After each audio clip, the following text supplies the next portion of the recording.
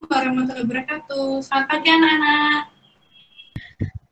Pagi, Bu. Pagi, Bu. Warahmatullahi wabarakatuh. Warahmatullahi wabarakatuh. Ya, apa kabarnya pada hari ini? Baik. Sehat, Bu. Alhamdulillah. Semoga anak-anak selalu diberi kesehatan serta kekuatan sehingga dapat belajar dengan baik. Nah, di tengah pandemi COVID-19 ini, anak-anak jangan lupa untuk memakai masker, mencuci tangan, dan berjaga jarak atau social distancing. Dan jangan keluar rumah jika tidak diperlukan. Apakah sudah siap dengan pelajaran hari ini? Siap, Bu.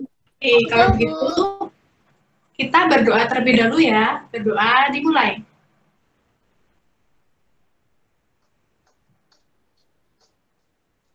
Cukup. Ya, anak-anak, pada pagi hari ini kita akan belajar materi kelas 7 semester 2 yaitu proses masuknya budaya Hindu-Buddha di Indonesia. Nah, sebelum itu, Ibu akan absen terlebih dahulu. Apakah ada yang tidak masuk? Masuk semua, Bu. Hadir semua, Bu.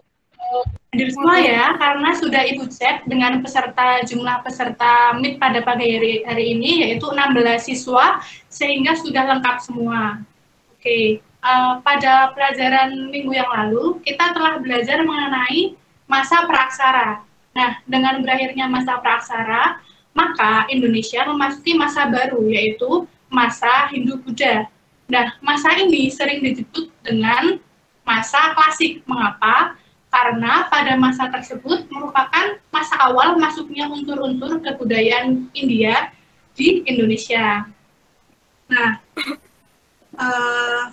sebelumnya Ibu ingin bertanya, mengapa sih di Indonesia itu sering ditemukan peninggalan Hindu-Buddha? Karena bagus. Apakah ada yang ingin menjawab? Ya, bagaimana Amalia? Karena bagus untuk tempat rekreasi, Bu. Ya, pintar.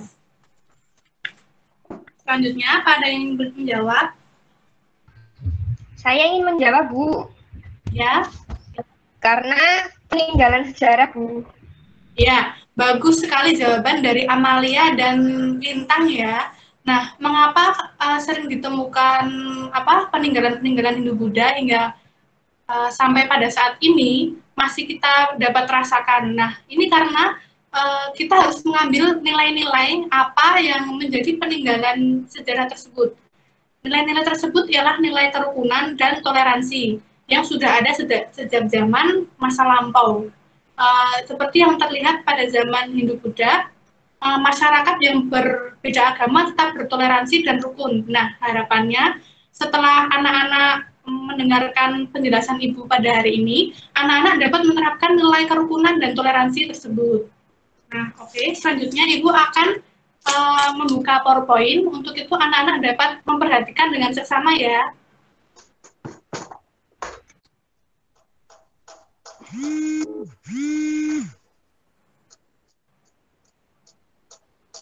Nah, tujuan pembelajaran pada hari ini, apakah ada yang ingin membacakan? Saya, Bu. Oke, silahkan. Tujuan pembelajaran, peserta didik dapat memahami proses masuknya kebudayaan Hindu-Buddha di Indonesia. Peserta didik dapat menjelaskan proses masuknya kebudayaan Hindu-Buddha di Indonesia. Bagus. Nah, untuk indikator pelajaran pada hari ini yaitu menjelaskan proses masuknya agama Hindu-Buddha di Indonesia. Oke, Ibu akan menampilkan gambar. Apakah ada yang tahu ini gambar apa?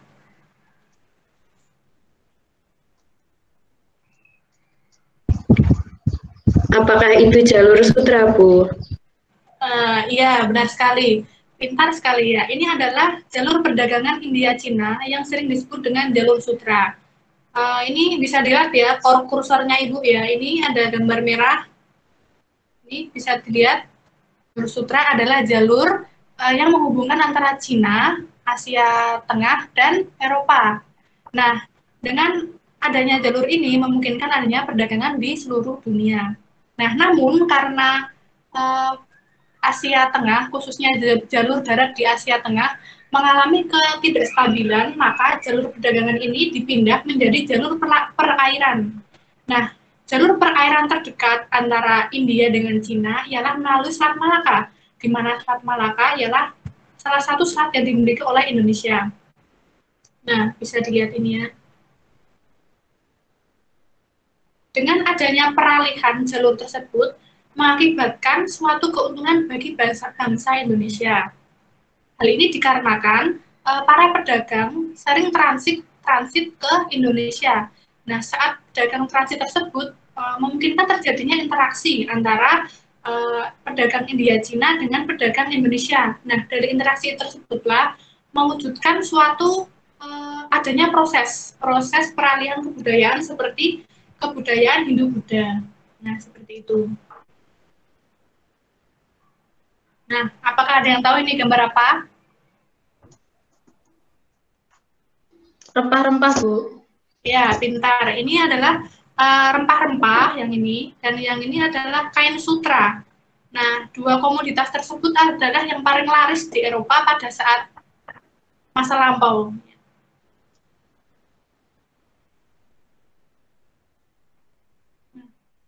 Karena proses masuknya Hindu-Buddha di Indonesia itu belum tahu kapan pastinya dan bagaimana prosesnya, maka lahirlah 4 teori yang mendukung masuknya Hindu-Buddha di Indonesia. Nah, teori yang pertama, anak-anak coba lihat gambar ini. Apakah ada yang tahu ini gambar apa? Ini adalah para pedagang. Nah, dengan gambar ini, maka menunjukkan adanya teori Vaishya. Teori ini dikemukakan oleh N.J. Krom yang mengemukakan bahwa proses masuknya kebudayaan Hindu-Buddha dibawa oleh para pedagang India. Nah, mengapa? Karena pedagang India yang berdagang ke Indonesia itu menunggu perubahan musim. Nah, selama perubahan musim tersebut, mereka transit ke Indonesia. Nah, saat transit itulah mereka memungkinkan adanya perkawinan antara para pedagang dengan perempuan-perempuan pribumi. Nah, dengan perkawinannya itulah, maka mengakibatkan adanya proses pertukaran agama antara Hindu-Buddha di Indonesia. Next, kemudian teori yang kedua adalah teori kesatria. Terdapat 3 pendapat mengenai proses masuknya kebudayaan Hindu-Buddha yang dilakukan oleh golongan kesatria. Pendapat yang pertama oleh C.C. Burke, yang kedua Mukherjee, dan yang ketiga adalah J.L. Muns. Nah, C.C. Burke berpendapat bahwa para kesatria mengikutkan dirinya dalam perebutan kekuasaan di Indonesia. Nah, bantuan dari para kesatria tersebut akhirnya memenangkan salah satu suku yang merebutkan kekuasaan tersebut. Nah, salah satu sukunya kemudian memberi hadiah kepada kesatria atas kemenangannya, yaitu berupa menikahkan salah satu putrinya dengan si kesatria ini. Nah, dengan hal seperti itu, maksud saya, para kesatria itu kemudian dapat menyebarkan agama Hindu-Buddha melalui perkawinannya. Dan yang kedua adalah Mukherjee. Mukherjee ini setuju dengan pendapat C.C. Burke. Dia hanya menambahkan bahwa para kesatria melalui perkawinannya dengan pribumi tersebut kemudian membentuk koloni-koloni yang pada akhirnya menyebarkan kebudayaan Hindu-Buddha juga. Dan yang ketiga adalah J.L. Muns. Nah, berbeda dengan C.C. Burke dan Mukherjee, J.L. Muns ini mengaitkan kondisi India dan Indonesia pada masa 5 sebelum Masehi. Nah, pada masa tersebut di India sedang terjadi perang besar. Nah, akibat dari adanya perang antara India, banyak orang India yang melarikan diri ke Indonesia. Nah, orang-orang inilah yang pada akhirnya mendirikan kerajaan Hindu-Buddha di Indonesia.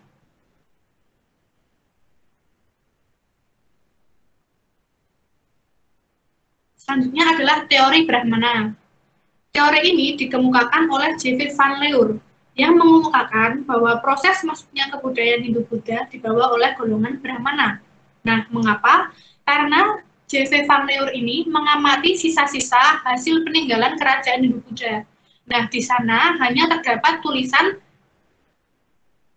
Palawa dan bahasa Sanskerta, di mana bahasa Sanskerta dan huruf Palawa hanya dapat bisa dikuasai oleh para Brahmana. Nah, tentunya akibat dari hal tersebut pasti ada peran Brahmana dalam menyebarkan kebudayaan Hindu-Buddha di Indonesia. Nah, teori yang terakhir adalah teori arus balik. Teori ini dikemukakan oleh F.D.K. Bosch yang mengungkapkan bahwa proses masuknya kebudayaan Hindu-Buddha dibawa oleh pemuda Indonesia yang belajar agama Hindu-Buddha ke Indonesia. Nah, para pemuda Indonesia pada zaman dahulu menurut F.D.K. Bosch, mereka melakukan perjalanan ke India untuk memahami, mengenali apa itu agama Hindu-Buddha. Nah, setelah mereka menguasai, mereka kembali ke Indonesia untuk menyebarluaskan agamanya. Nah, sampai materi ini, apakah ada yang ingin ditanyakan? Belum, Bu. Belum, Bu. Belum.